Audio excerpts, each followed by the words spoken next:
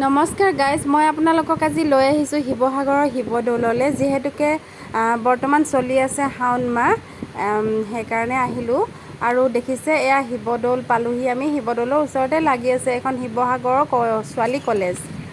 আমি এতিয়া আহি আছোঁ, সোমামগৈ আৰু, কিন্তু টাইমটো অকণমান দেৰি হৈ গ'ল আহোঁতে।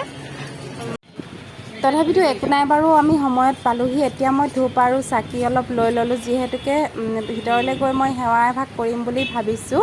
আৰু বহুতো হিষ্টৰিকেল কথা আপোনালোকক ক'ম বুলিও ভাবিছোঁ আৰু দেখুৱাম বুলিও ভাবিছোঁ। আপোনালোকে চাই থাকিব ভিডিঅ'টো স্কিপ নকৰাকৈ। আৰু ভিতৰৰ পৰা আপোনালোকক মই বাহিৰলৈ অকণমান দেখুৱাবলৈ চেষ্টা কৰিছোঁ। চাওকচোন, সেয়া মন্দিৰটো কিমানখিনি ওপৰত আছে, মানে যথেষ্ট ওপৰত আছে, ওখ মানে, আৰু টাউনখিনি তলতে দেখা গৈছে। চাওক বাৰু। আৰু ইয়াত লেবেল এখন লিখা আছে যে ৰাতিপুৱা 6 বজাৰ পৰা দুপৰীয়া 2 বজালৈ, আবেলি 3 বজাৰ পৰা সন্ধিয়া 8 বজালৈ। গতিকে এতিয়া 2 বাজিবলৈ হ'লেই। চ' আমি সোমাই লওঁ, ব'লকচোন চাওঁ, ভিতৰলৈ গৈ অলপ পূজা চূজা কৰি লওঁ। আহকচোন, এই মন্দিৰটোৰ বিষয়ে কিছুমান হিষ্টৰিকেল কথা আপোনালোকক জনাবলৈ চেষ্টা কৰোঁ। এই মন্দিৰটো আহোম ৰজা শিৱসিংহৰ পত্নী অম্বিকা দেৱীয়ে 1731 চনত 45 দিনৰ ভিতৰত বনোৱাইছিল।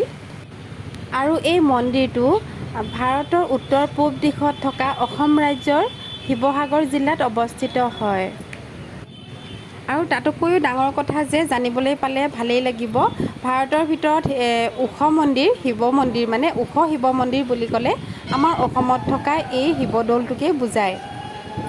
চাওকচোন, ভিতৰডোখৰ একেবাৰে অন্য মন্দিৰতকৈ বেলেগ আৰু কিমান ধুনীয়া লাগিছে চাবলৈ। মই থাকোঁতে পূজাখিনি কৰি আহোঁ, আহি পেলাই আপোনালোকক বাহিৰৰ দৃশ্যখিনি দেখাবলৈ চেষ্টা কৰিম। তেতিয়ালৈকে আপোনালোকে ভিডিঅ'টো কণ্টিনিউ কৰি থাকিব।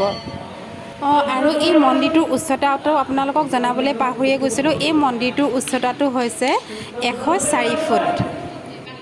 মই ভিতৰৰ পৰা পূজা কৰি ওলাই আহিলোঁ আৰু বাহিৰত আহি পেলাই মই চাকি জ্বলাইছোঁ। আৰু এই চাকি জ্বলাই উঠি মই আপোনাক বাহিৰৰ পৰা গৈ পেলাই মন্দিৰৰ ওপৰ ভাগটো দেখাবলৈ চেষ্টা কৰিম। এয়া দেখিছেনে, মন্দিৰৰ একেবাৰে শিখৰত থকা সোণালী ৰঙৰ সেইটো হৈছে সোণৰ কলহ। তাত আছে 8 ফুট।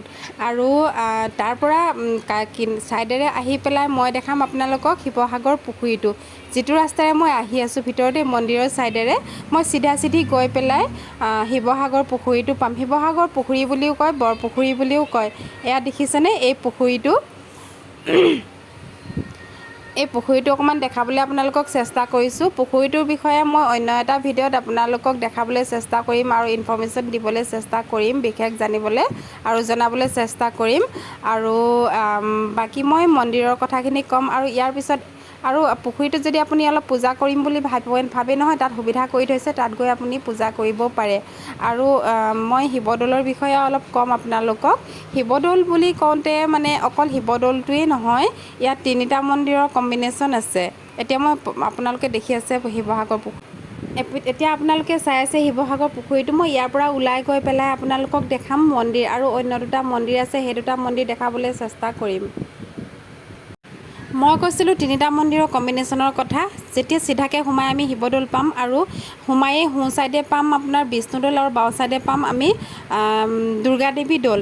এতিয়া মই গৈ আছোঁ দুৰ্গাদেৱী দৌললৈ। আপোনালোকে মোৰ লগত আহক, চাব পাৰিব। মই আপোনালোকক দেখাই আছোঁ। মই গৈ আছোঁ এতিয়া দুৰ্গাদেৱী দৌললৈ। এয়া হৈ গ'ল দুৰ্গাদেৱী দৌল।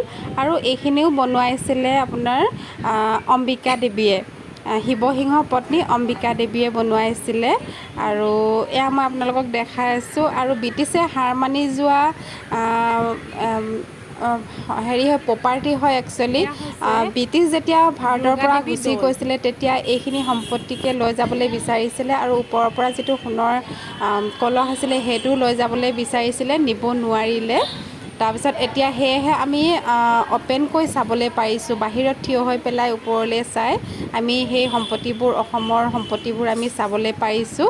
আৰু এয়া চাওক, মই দেৱী দুৰ্গা দৌলত সোমাইছোঁ। ইয়াত এভাগ পূজা কৰি ল'ম, কৰি পেলাই ইয়াৰ পৰা ওলাই উঠি মই আপোনালোকক দেখাবলৈ চেষ্টা কৰিম বিষ্ণুদৌল। মই ভিতৰলৈ নোসোমাওঁ, ইয়াৰ পৰাই সেৱা এভাগ কৰিলোঁ। আৰু এতিয়া যাম মই নেক্সট আপোনালোকক দেখাবৰ কাৰণে বিষ্ণুদৌললৈ। চাই থাকিব আৰু মোৰ ভিডিঅ'টো স্কিপ নকৰাকৈ চাই থাকিব, লাইক কমেণ্ট ছাবস্ক্ৰাইব কৰি দিব। আৰু মই আপোনাক এতিয়া বৰ্তমান দেখাবলৈ গৈ আছোঁ বিষ্ণুদৌলটো দেখাবলৈ গৈ আছোঁ। আপোনালোকে চাই থাকিব। এয়া মই গৈ আছোঁ বিষ্ণুদৌল। এয়া দেখিছে নহয় আপোনালোকে, এইফালে হৈছে বিষ্ণুদৌল আৰু মই বিষ্ণুদৌলত গৈ পেলাই আপোনালোকক দেখাবলৈ চেষ্টা কৰিম। গতিকে আপোনালোকে ভালদৰে বুজি পাইছে চাগে। অকল শিৱদৌল বুলি কোৱা হয় যদিও শিৱদৌল অকলে নহয়, ইয়াৰ দুয়ো চাইডে দুটা মন্দিৰ আছে। আপোনালোকে আহিলে নিশ্চয় আহিব, চাব পাৰিব। এইফালে এতিয়া মই গৈ আছোঁ বিষ্ণুদৌললৈ। বিষ্ণুদৌলতো সেৱা এভাগ কৰিম আৰু বেছি দেৰি নকৰোঁ। লাহেকৈ ওলাই পেলাই আৰু ঘৰলৈ গৈ থাকিব লাগিব, যিহেতুকে যথেষ্টখিনি সময় দেৰিও হৈ আছে। আৰু আপোনালোকেও ভিডিঅ'বোৰ দীঘলীয়া হ'লে যথেষ্ট আমনিবোধ কৰিব। চ' মই ভিডিঅ' আৰু বেছি দীঘলীয়া কৰি নাথাকোঁ। ইয়াতে মই বিষ্ণুদৌলত সেৱা এভাগ কৰি পেলাই ওলাই যাম আৰু গতিকে মই আৰু অন্য ঢেৰ আমাৰ অসমৰ সম্পদ বহুত আছে। পুৰণা সম্পদ, আহোম ৰজাৰ দিনৰ সম্পদ ঢেৰ আছে। মই অলপ অলপকৈ আপোনালোকক দেখাবলৈ চেষ্টা কৰি যাম। চ' আপোনালোকে মোৰ ভিডিঅ'বোৰ লাইক, কমেণ্ট, শ্বেয়াৰ কৰিব আৰু মোৰ চেনেলটো ছাবস্ক্ৰাইব কৰি দিব যদি ভিডিঅ'বোৰ ভাল লাগিছে চাই পেলাই। আৰু মই এই মন্দিৰটো অকণমান দেখুৱাবলৈ চেষ্টা কৰিছোঁ। ভিতৰলৈ মন্দিৰটো ওচৰ যেন লাগে, সৰু যেন লাগে দেখাত, এনেকুৱা লাগিছে। কিন্তু ইয়াৰ পৰা গৈ গৈ যে 2-3টা খণ্ড পাৰ হ'ব লাগে, এইটো দেখিছে। ইয়াৰ পিছত আকৌ নেক্সট এটা কোঠালি পাৰ হ'ব লাগিব। তাৰপিছত 3 নম্বৰ কোঠালিতহে মেইন পূজাৰ শৰাইখন থাকে। ইয়াতে আছে জগন্নাথ মন্দিৰ, জগন্নাথৰ মূৰ্তি আছে। তাৰপিছত আৰু সেয়া দেখিছে দূৰলৈকে, সেইখিনি হ'ল মেইন পূজাথলী। আৰু এয়া মই মেইন মন্দিৰটো এবাৰ ওলাই আহি পেলাই দুৱাৰমুখৰ পৰা আকৌ এবাৰ আপোনালোকক দেখাই দিছোঁ। সেয়া আৰু মন্দিৰত শতকোটি প্ৰণাম কৰিলোঁ আৰু চালোঁ, আপোনালোককো দেখুৱালোঁ। মোৰ ভিডিঅ'টো ইমানেই। মোৰ চেনেলটো ছাবস্ক্ৰাইব কৰি দিবলৈ নাপাহৰিব। ধন্যবাদ।